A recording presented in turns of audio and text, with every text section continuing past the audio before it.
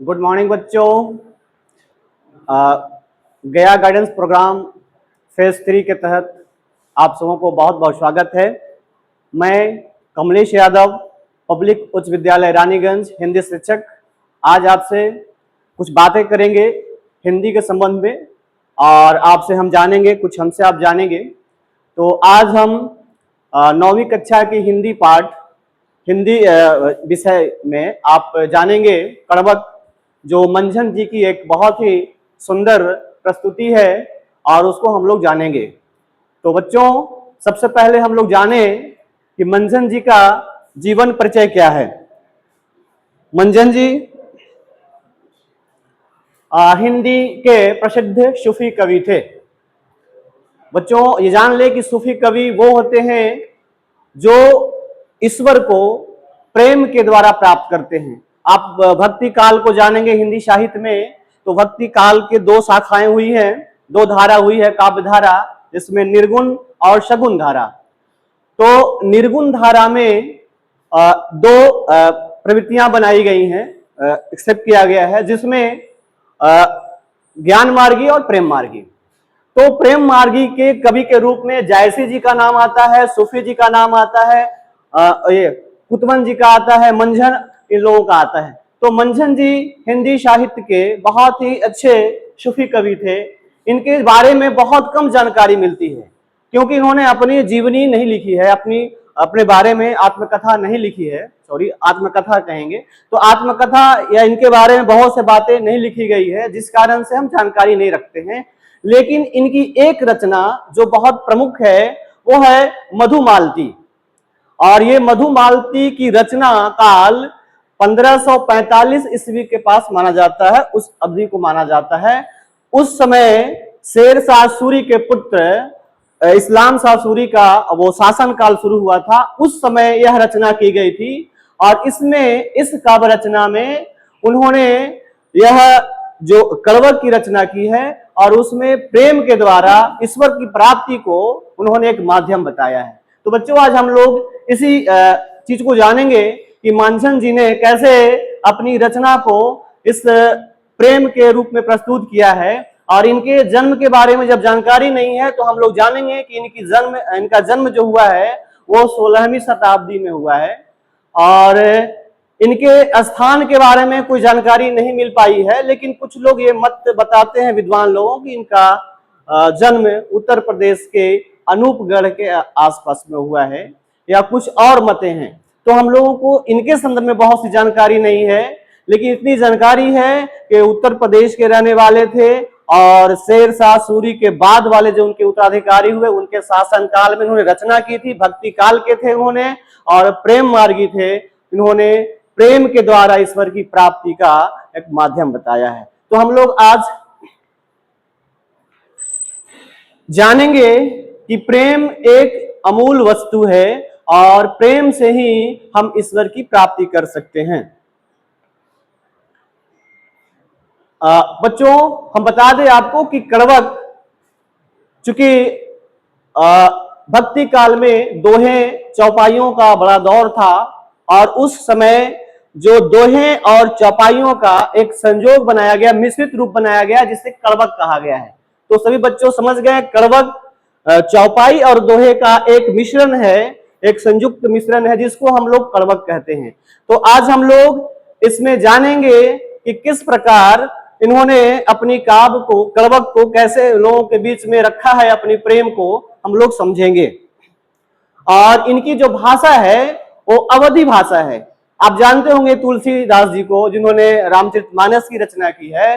तुलसीदास ने अपनी जो भाषा बनाई है, जो अवध के आसपास के इलाके होते हैं, उसको अवधी कहते हैं। और हिंदी साहित्य की जो पूर्वी हिंदी है, उसमें अवधी भाषा, उसकी जो बोली है वो भाषा के रूप में परिणत हुआ। तो अवधी भाषा में उन्होंने रचना की है, और इसको हम लोग आज उन्हीं के जो पाठ है उसको हम लोग समझेंगे। तो आइए हम लोग चलते हैं। पहले हम लोग इस पाठ को पढ़ेंगे, वाचन करेंगे, उसके बाद हम लोग आगे चलेंगे। प्रेम अमौलिक नग संसारा, जहि जीव प्रेम शोधनी अवतारा। प्रेम लागी संसार उपावा, प्रेम गहा विधि प्रकट आवा।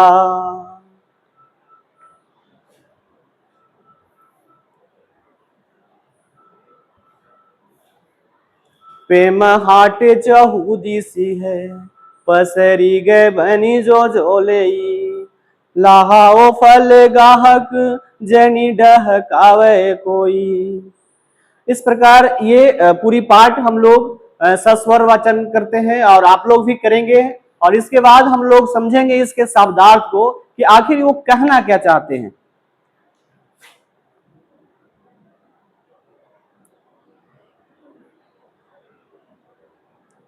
इसकी जो दूसरी पार्ट हम अभी छोड़ चुके थे, एक बार हम फिर आपको बता दें। प्रेम ज्योति सम सृष्टि अंजोरा, दोसर ना पाव प्रेम कर जोरा, बिरुले कोई जाके सिरे भागु, सो पावे यह प्रेम सौभागु। तो इस तरह से उन्होंने प्रेम को जो बताया है, प्रेम अमौलिक नग संसारा, उन्होंने कहा है कि प्रेम संसार का अमूल रत्न है, अमूल वस्तु है, जिसकी कीमत हम नहीं आंक सकते। बच्चों, प्रेम जो हम अपने माता, अपने पिता और ये संसारिक प्रेम है, उसे हम इश्क ए मिजाजी कहते हैं। जो प्रेम ईश्वर को प्राप्त करते हैं, वो प्रेम ये इश्क ए हकीकी कहते हैं। तो यहाँ पे हम लोग जानेंगे कि इन्होंने दो तरह की बातें की है। एक जो धरातल प्रेम है, जो हमारे आसपास के संसारिक प्रेम है, उससे जोड़ते हुए उन्होंने उस ईश्वर को प्रेम को स्थापित किया है। तो हम लोग जानेंगे कि उन्होंने कहा कि प्रेम अमौलिक वस्तु है इस संसार में, और जो व्यक्ति प्रेम को प्राप्त कर लेता है, जो व्यक्ति के हृदय में प्रेम बसा हुआ है, वह व्यक्ति का जीवन धन्य है, उसका जन्म लेना धन्य है। प्रेम लागी संसार उपावा, वो कहते हैं, मंझन जी कहते हैं कि प्रेम के कारण ही संसार ये सृष्टि हुई है, संसार की रचना हुई है, और प्रेम के कारण ही संसार चल रहा है। प्रेम गहा विधि प्रकट आवा, कहते हैं कि प्रेम को पाकर ही ईश्वर अपने विधि अवतार लेते हैं, यानी खुद को उत्पन्न करते हैं इस संसार में, वो खुद आते हैं ईश्वर, ये प्रेम के कारण ही आते हैं। इसलिए प्रेम बहुत बड़ी शक्ति है, प्रेम अमूल शक्ति है।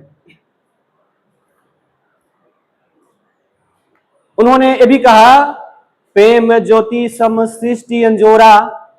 बच्चों, प्रेम की ज्योति से पूरी सृष्टि प्रकाशित हो रहा है, प्रकाशमान हो रहा है, और इस संसार में प्रेम की बराबरी करने वाला कोई भी वस्तु नहीं है। दोसर न पाव प्रेम कर जोड़ा, जोड़ा मतलब उसकी जोड़ी, उसकी बराबरी करने वाला इस संसार में कोई वस्तु नहीं है।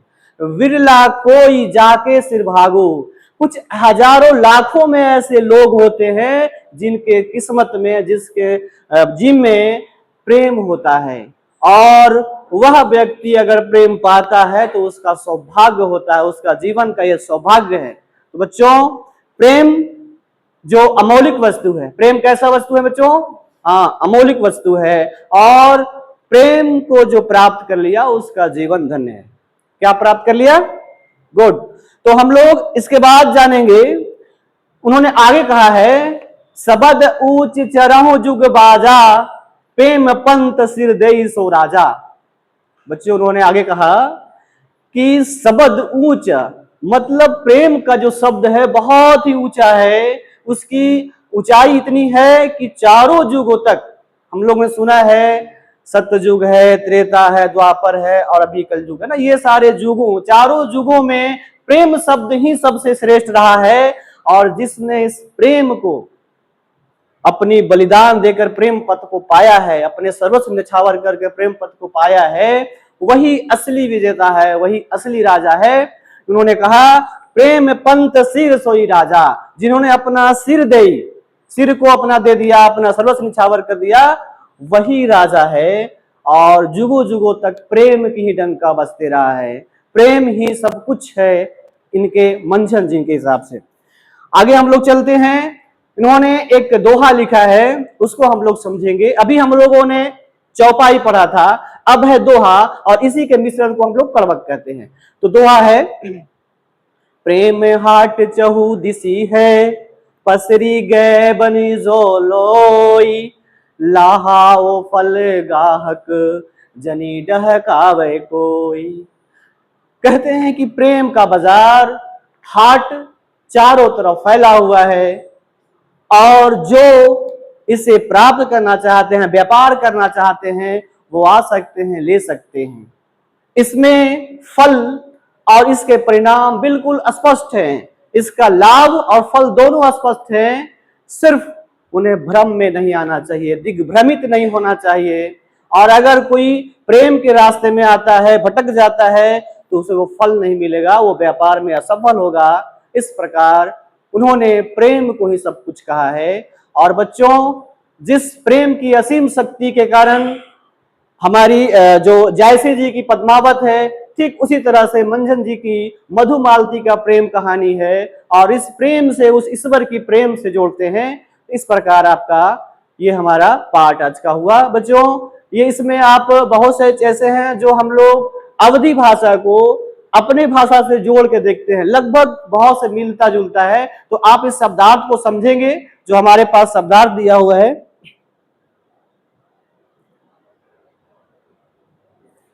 ये शब्दार्थ है।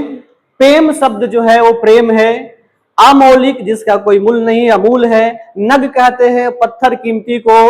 और जी मतलब आत्मा, जीवन। अवतार का अर्थ होता है अवतार। उसके बाद उपाय का मतलब उपाय, प्रयत्न करना। प्रकट मतलब प्रत्यक्ष होना। ज्योति का मतलब होता है प्रकाश। सृष्टि का मतलब संसार। इंजोरा का मतलब उजियाला होना या प्रकाश होना। विरला का मतलब होता है जो दुर्लभ हो, जो बहुत ही मुश्किल, लाखों करोड़ों में एक दो लोग मिलते हैं, ऐसे। तो इस तरह से हमारा, आप इसको देख लेंगे बच्चों, याद करेंगे आप हमेशा। और कुछ हमारे आपसे क्वेश्चन होगा जो आप लोग हमें बताएंगे। हाँ बच्चों, तो आप बताएंगे कि मधुमालती किसकी रचना है? गुड। मंझन जी किस मार्ग के कवि हैं? बहुत सुंदर। मंझन जी के गुरु का क्या नाम है? हाँ, गुरु का नाम मोहम्मद, शेख मोहम्मद या गौस मोहम्मद। बच्चों, इसको आप जान जाएंगे कि उनके गुरु का नाम मोहम्मद शौक, ठीक है, शेख मोहम्मद या गौस मोहम्मद। कवि ने प्रेम को किसके समान बताया है? बिल्कुल सही, अमूल रत्न के समान। धन्यवाद बच्चों। गया गाइडेंस फेज 3 के तहत आप सबों का बहुत बहुत धन्यवाद।